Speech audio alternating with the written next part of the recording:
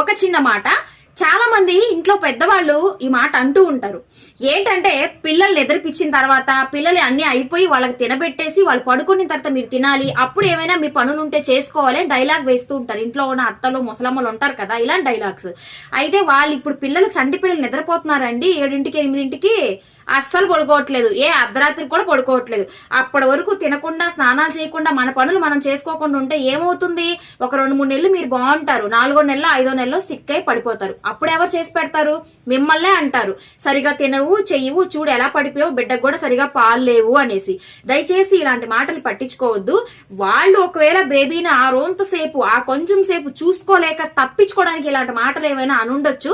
దయచేసి అలాంటి ఈవెన్ మీ బేబీని మీరు ఒళ్ళో పెట్టుకుని అయినా సరే టయానికి తినండి. బేబీకి ఫీడ్ ఇచ్చేటప్పుడు కానీ డెలివరీ అయిపోయిన తర్వాత కానీ బాడీ చాలా చాలా వీక్ అవుతుంది. సో టైంకి తినడం అనేది మీకు చాలా చాలా ఇంపార్టెంట్.